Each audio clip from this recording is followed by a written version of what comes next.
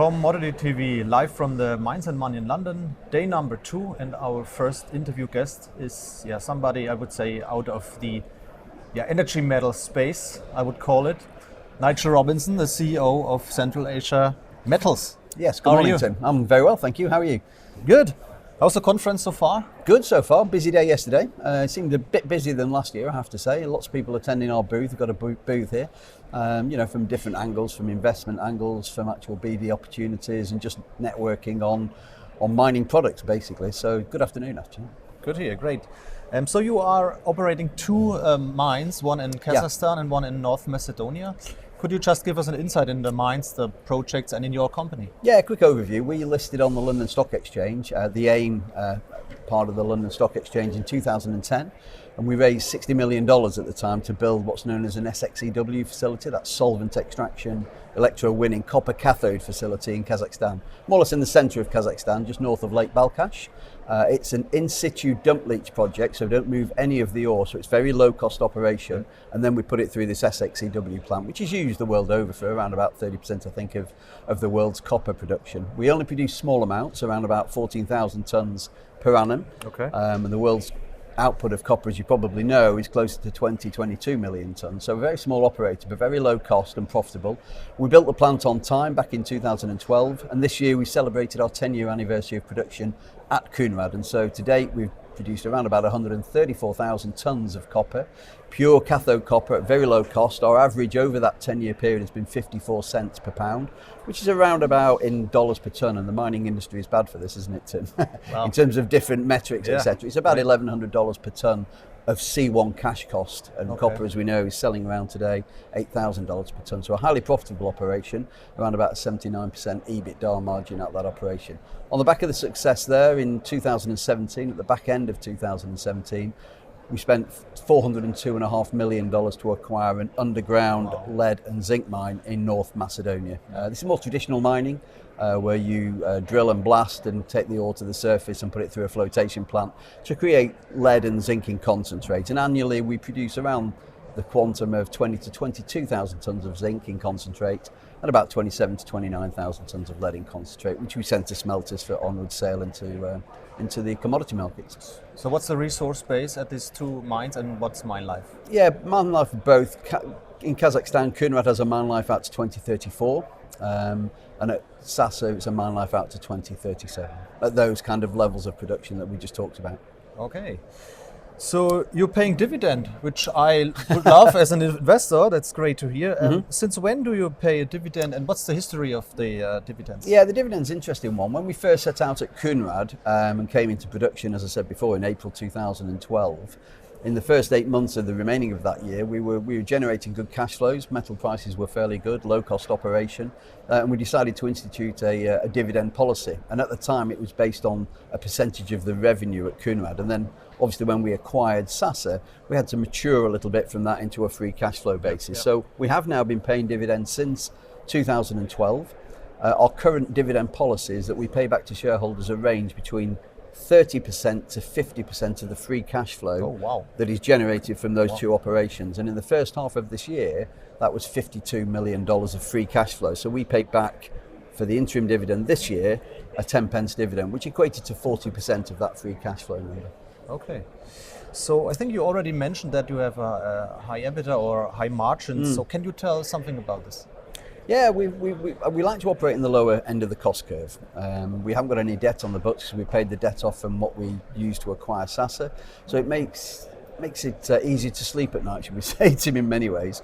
And we generate, as I said before, Kounrad is a low-cost operation because it's in-situ leaching, so we don't have any of the expense of moving the ore onto a pad and agglomerating it, etc. So we're fortunate at Kounrad in that we do have low-cost operations.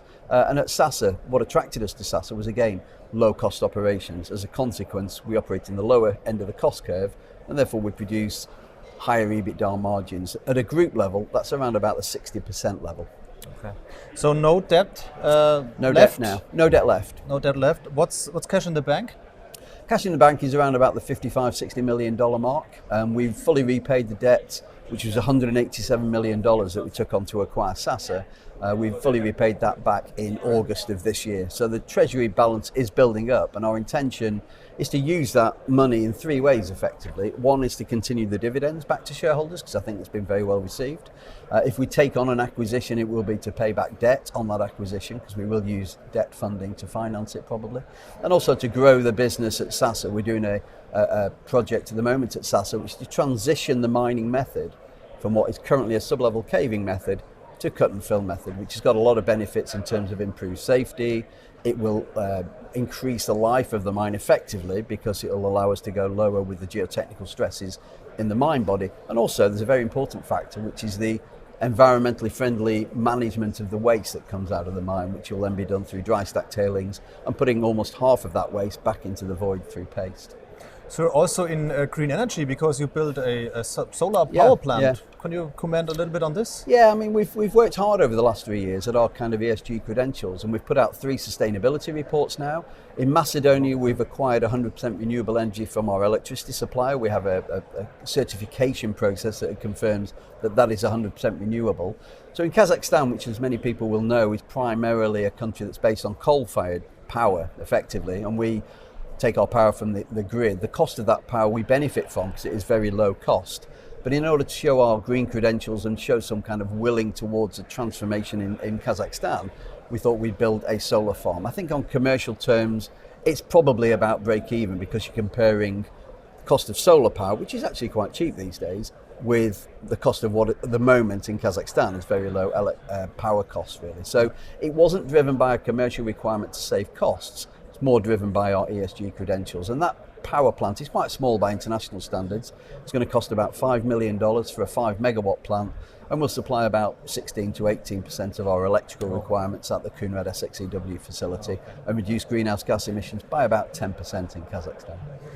How does the shareholder structure look like? So what is management holding? Do we have institutional investors? Or we have a lot of institutional investors who've been with us since we first floated back in 2010. There's been churn a little bit along the way, but probably around about 65 to 70% of our shareholder base is names that people will know in the London market. People like BlackRock and Fidelity and Polar Capital, Majidi Asset Management. People like this that have invested and been in and out of the company, but have been long-term followers. Joe Hambro, for example, of the company. Some came in at the Sasa acquisition, some have been there since day one when we listed in 2010. Management themselves, probably only of the magnitude of about 2 or 3% ownership of the company through the initial IPO, and then through subsequent options that are granted in terms of performance-related options for the performance of management, executive management, in how we manage the business. Okay, Nigel, what are plans for the next year, next 12 months? Yeah, plans for the next year, in some ways they're very firm, what we need to do. The transition to cut and fill mining at Sasa is occupying a lot of our time, obviously at Sasa it is. We intend to complete the construction of the backfill plant in the first half of the year, and then move on to the construction of the dry stack tailings plant in the second half of the year, and the landform associated with that dry stack tailing facility. So that's going to be a big focus to complete on that next year. And also next year, obviously, we'll be looking again, as we have been this year, for further opportunities to grow the business, given our strong balance sheet and position in the market. Okay, Nigel, sounds great to me.